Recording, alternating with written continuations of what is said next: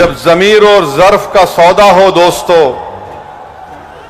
जब ज़मीर और ज़र्फ का सौदा हो दोस्तों, कायम रहो हुसैन के इनकार की तरह कि जो सियासी ताकतें आज इस मुल्क पर हुक्मरान हैं वो हमको मिटाना चाहते हैं और हम उनको ये बताना चाह रहे हैं कि हम अपने आप को मिटने नहीं देंगे।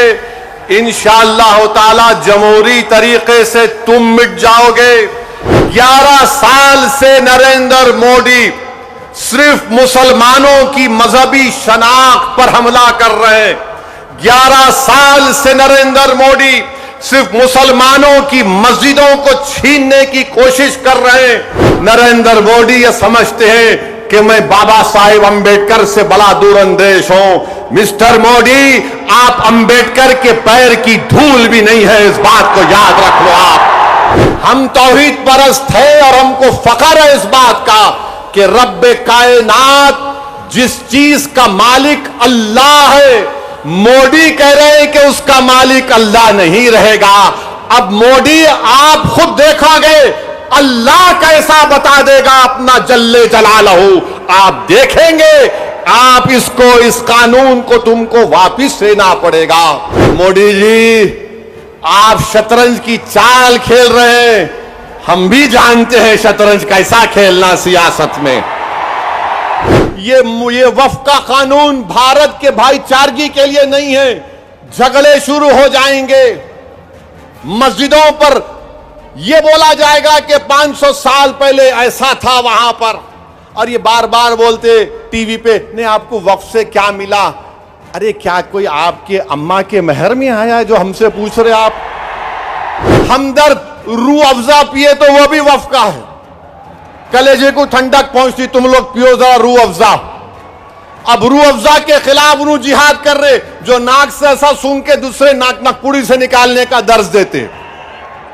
हम सिर्फ अपने कब्रस्तानों को या ईदगाह को बचाने के लिए एहतजाज नहीं कर रहे, हम एहतजाज इसलिए कर रहे हैं कि जो सियासी ताकतें आज इस मुल्क पर हुक्मरान हैं वो हमको मिटाना चाहते हैं और हम उनको ये बताना चाह रहे हैं कि हम अपने आप को मिटने नहीं देंगे। इंशाअल्लाह ताला जमहूरी तरीके से तुम मिट जाओगे। हम उनको बताना चाह रहे हैं कि हम झुकने वाले नहीं हैं। हम अंग्रेजों की 200 साल की गुलामी को कबूल नहीं किए, तो हम तुम्हारे इख्तिदार में तुम जो बैठे हो और तुम ऐसे कानून बना रहे हो जो हमारे आईन और संविधान के फंडामेंटल राइट के खिलाफ है। मैंने पार्लियामेंट में उस कानून को फाड़ा तो सिर्फ अपने तौर पर नहीं फाड़ा, बल्कि भारत के गयूर तमाम हिंदुस्तानियों की तरफ से उस कानून को फाड़ा, जो हिंदू भी है, मुसलमान भी है, सिख भी है, ईसाई भी है, जो आज भी इस मुल्क की खूबसूरती को पहचानते हैं। भारत की खूबसूरती उसका इत्तेहाद है, भारत की खूबसूरती उसका भाईचारा है। भारत की खूबसूरती नरेंद्र मोदी नहीं है मेरे अजीज दोस्तों और बुजुर्गों। भारत की खूबसूरती उसका भाईचारा है। भारत की खूबसूरती उसकी मस्जिद भी है, मंदिर भी है, दरगाहें भी है, खानकाएं भी है। और जो लोग इस भाईचारगी को खत्म करना चाहते हैं वो भारत को कमजोर कर रहे हैं। तो हमारा एहतजाज इसलिए भी है कि वो लोग जो हमको सफ़े हस्ती से मिटाना चाहते हैं, हम उनको पैगाम देना चाहते हैं कि हम मिटने वाले नहीं हैं।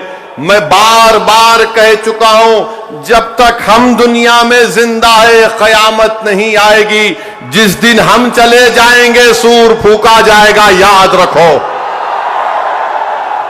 और अगर बीजेपी ये समझ रही है कि उन्होंने 2014 में इख्तिदार पर आए तो पहले ट्रिपल तलाक का ऐसा कानून बनाया जो मुस्लिम खवातीन के खिलाफ बनाया, फिर उसके बाद उन्होंने CAA का कानून मजहब की बुनियाद पर बनाया, फिर उसके बाद उन्होंने यूएपीए के कानून को गंदे तरीके से उसको और ताकतवर बना दिया। फिर उसके बाद उन्होंने मजहब तब्दीली का कानून अपनी अपनी बीजेपी जहां पर इख्तिदार में रियासत में बनाया। फिर अब वो यूनिफॉर्म सिविल कोड बनाने की बात कर रहे हैं। 11 साल से नरेंद्र मोदी सिर्फ मुसलमानों की मजहबी शनाख्त पर हमला कर रहे हैं। 11 साल से नरेंद्र मोदी सिर्फ मुसलमानों की मस्जिदों को छीनने की कोशिश कर रहे हैं। 11 साल से नरेंद्र मोदी मुस्लिम खवातीन को ताकतवर बनाने के बजाय उनके सरों से हिजाब को छीन रहे हैं। 11 साल से नरेंद्र मोदी बुलडोजरों के जरिए सबसे ज्यादा दलित और मुसलमानों के घरों को तोड़ दिया। अब यूनिफॉर्म सिविल कोड के नाम पर हमारी शरीयत को हमसे छीनना चाहते हैं।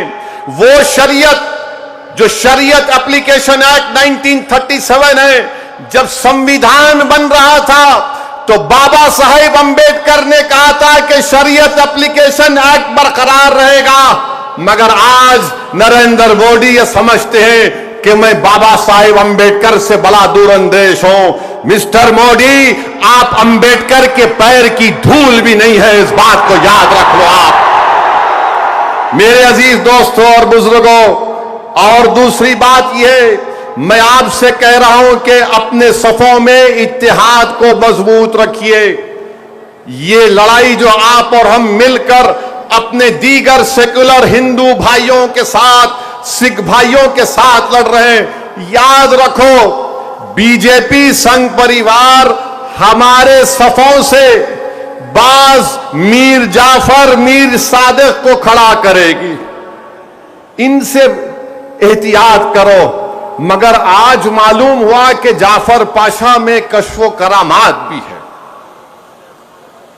मुझे अभी किसी ने व्हाट्सएप पर भी जाया कि जो इस वफ़ की कानून की ताईद में आ रहे हैं, जो बड़ी बड़ी बातें करते हैं, ख्वाजा अजमेरी के आस्थाने से उनका ताल्लुक है, जाफर पाशा की तकरीर को लाइव बैठकर देख रहे थे, तो मालूम हुआ उनको भी बड़ा डर हो गया है कि अब हैदराबाद से एहतजाज बुलंद होगा। अरे जो तुम ख्वाजा अजमेरी के आस्थाने के जिम्मेदार हो ना, मैं पार्लियामेंट में इंशाअल्लाह ताला ख्वाजा एक्ट के तरमीम का एक बिल लाऊंगा और प्राइवेट मेंबर्स बिल लाकर कहूंगा कि तुम नहीं बनोगे, उसमें पसमानदा को किसी को बनाना पड़ेगा। तुम तायीद करोगे, मैं तो ला रहा हूं प्राइवेट मेंबर्स बिल आइंदा सेशन में, तुम देखना। अरे तुम लोग कितना गिर सकते हो, तुम कितना गिर सकते हो, कम से कम उस आस्थाने की निस्बत का तो लिहाज रख लो। तुम उस आस्थाने की निस्बत का तो लिहाज रख लो। और इस बात को भी याद रख लो कि जब तुम और हम इस दुनिया से जाएंगे तो आरएसएस वाले अगर तुमको खंदे पर लेकर गए कब्रिस्तान में, तो फिर अंदर जाने के बाद जब फरिश्ते पूछेंगे कौन है तेरा रब, तो तुम क्या मोदी बोलोगे या अल्लाह बोलोगे? देख लो इस बात को। हम तो अल्लाह ही बोलने वाले हैं और बोलते रहेंगे। अल्लाह ही हमारी मदद करेगा और अल्लाह ही इनको शिकस्त देगा इंशाअल्लाह ताला। हम तौहीद परस्त हैं और हमको फख्र है इस बात का कि रब्बे कायनात जिस चीज का मालिक अल्लाह है, मोदी कह रहे हैं कि उसका मालिक अल्लाह नहीं रहेगा। अब मोदी आप खुद देखोगे अल्लाह कैसा बता देगा अपना जल्ले जलालहू, आप देखेंगे। आप इसको, इस कानून को तुमको वापिस लेना पड़ेगा। जिस तरह हमारे किसान भाइयों ने हमको रास्ता दिखाया, हम उसी रास्ते पर एहतजाज करेंगे। जब तक कानून वापिस नहीं होगा, भारत में पुरअमन एहतजाज होगा। आप तैयार हैं कि लंबी जमहूरी लड़ाई लड़ने के लिए, या फिर कोका कोला की तरह उड़ के फिर ठंडे तो नहीं बैठ जाएंगे? क्या आप तैयार हैं एक जमहूरी एहतजाजी लड़ाई लड़ने के लिए? अगर आप तैयार हैं तो आप अपने आप से वादा कर लीजिए कि जब तक ये काला कानून वापिस नहीं होगा हम एहतजाज करेंगे, हम पीछे नहीं हटेंगे, पुरअमन एहतजाज हमारा होगा।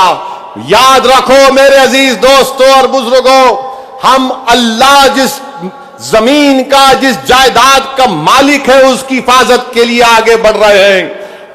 हम अल्लाह के घर की हिफाजत के लिए आगे बढ़ रहे हैं। हम औलिया अल्लाह के आस्थानों की हिफाजत के लिए आगे बढ़ रहे हैं। हम अपने ईदगाहों की हिफाजत के लिए आगे बढ़ रहे हैं। और याद रखो इंशाअल्लाह ताला अल्लाह हमारी इस कोशिशों को कबूल करेगा, अल्लाह हमारे इस ईसार को कबूल करेगा। हम जो कुछ भी कर रहे हैं एहतजाज होगा, उसमें हिस्सा लीजिए, उसको कामयाब करिए। ये कोई सियासी पार्टी का एहतजाज नहीं है, ये इलेक्शन के वोटों को बटोरने का एहतजाज नहीं है। जिस चीज का मालिक है उसकी हिफाजत करने के लिए एहतजाज हो रहा है पूरे मुल्क में इंशाअल्लाह ताला। जो मुस्लिम पर्सनल लॉ बोर्ड ने प्रोग्राम बनाया उसमें हिस्सा लीजिए। जो तारीख के दिन आपसे कहा गया लाइट बंद करना, लाइट बंद करेंगे या नहीं बंद करेंगे? अपने हिंदू भाइयों के साथ, अपने सिख भाइयों के साथ, वो भी आज बड़े तकलीफ में है कि ऐसा कैसा कानून बीजेपी की हुकूमत ने बनाए। वो हमारे दीनी भाई हैं मेरे भाई, खुदारा उनके बारे में कोई गलतफहमी मत रखिए। मैं आपको बता रहा हूं नरेंद्र मोदी ने इस मुल्क को गुमराह किया। मैं और अब्दुल्ला साहब हम लोग पार्लियामेंट की कमेटी के मेंबर थे। Mister Abdullah, I am saying to the people of Hyderabad and to the people of India that during the deliberations of the joint working committee, the Bora community had come, Dawoodi Bora community had come to the committee along with King's Counsel Mr. Salve, Harish Salve, and they had given a representation. You remember, they wanted exclusion from the Waqf Act. They had clearly said we have nothing to do with this bill. The Dawoodi Bora have clearly stated that in 1962 the Supreme Court has given them a definite definition of religious denomination. The Dawoodi Bora have said, if you remember, that they believe in the concept of Dail Mutlaq. And this Waqf bill goes contrary to that. It is part of their faith. मैंने ये कहा कि अपने दाऊदी बोरा भाइयों की ईमानदारी पर हरगिज शक मत करो। नरेंद्र मोदी हमारे इत्तेहाद को कमजोर करना चाहते हैं। दाऊदी बोरा के लोग पार्लियामेंट की कमेटी के पास आए थे, लंदन से मायानाज वकील किंग काउंसिल जनाब हरीश साल्वे साहब को लाकर पार्लियामेंट की कमेटी के सामने कहा कि हम 2024 का कानून नहीं चाहिए, हमको वक्फ से अलहदा करो। क्योंकि दाऊदी बोरा जो एक शियाओं की ब्रांच है, उन्होंने कहा कि हमारे पास दाइल और मुतलक है। उनके जो रूहानी पेशा है मुफद्दल साहब, अल्लाह उनको सलामत रखे, वो उनकी मौजूदगी में कोई मुतवल्ली नहीं हो सकता। लिख कर दिया उन्होंने कि हमको इस वक्फ एक्ट से लेना देना, नियम को निकाल दो। तो ये इनको बुलाया गया, मोदी ने बुलाया इनको, और नरेंद्र मोदी ने कितना गुमराहकुन बात की। बैठ के कहा कि मैंने 3 साल पहले ये बिल बना दिया, आप लोगों को नहीं मालूम होगा, मैंने भिजा दिया आपको और कहा कि कॉमा फुल स्टॉप लिख दो। मोदी ये पैगाम दे रहे हैं भारत के सेकुलर हिंदू भाई बहनों को, सिखों को और मुसलमानों को, मैं तो नहीं लाया ये बिल, ये तो ये लोग बोल के लाया मैं। आप समझ रहे हमारी बात को? और हम जब कमेटी में थे, हम मिनिस्ट्री ऑफ माइनॉरिटी अफेयर से पूछे कि कानून तुम क्यों लाए, क्या तुमने मुसलमानों से बातचीत की, क्या तुमने इस बिल के बारे में बात की? एक वर्ड नहीं बोल सके वो लोग। The committee when called the Ministry of Minority Affairs, they didn't have anything to say. Why did they bring this bill? You are witness to it.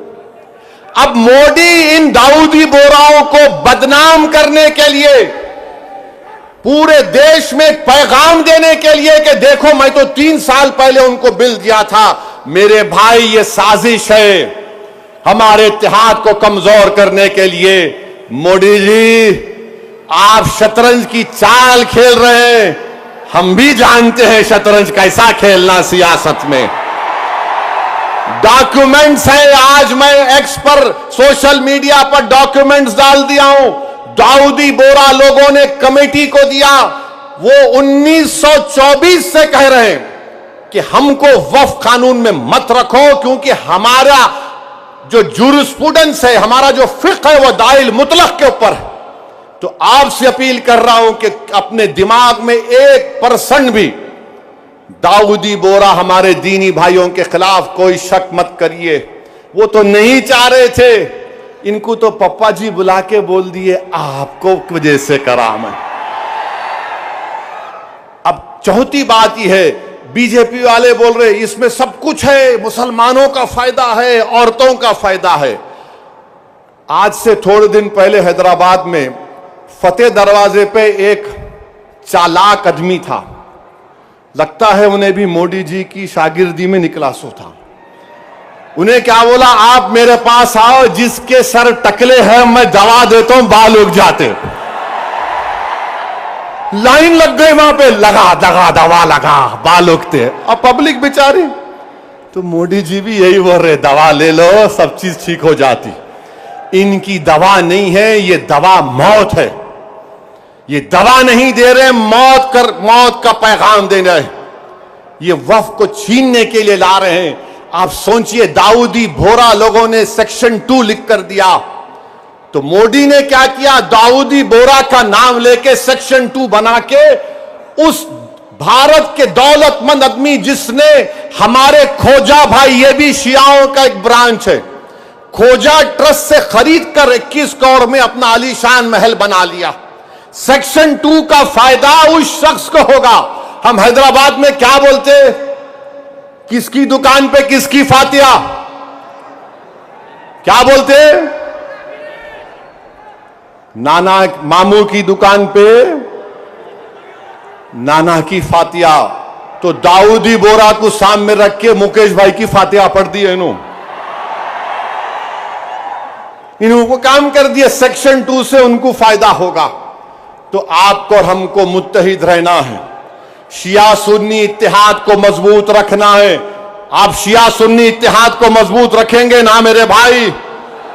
ये all India Muslim personal law board के platform पर शिया भी है, सुन्नी भी है।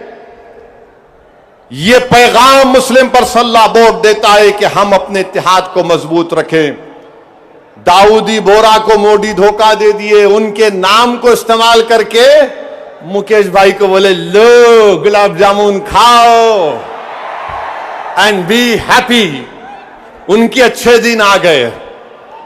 तो मेरे अजीज दोस्तों और बुजुर्गों, छठी बात आपसे अर्ज करना चाह रहा था वो ये है कि सदर साहब ने बहुत सी बातें आपके सामने रख दी कि सुप्रीम कोर्ट ने रिलीफ दिया है, मगर आज भी हम वक्फ की जायदाद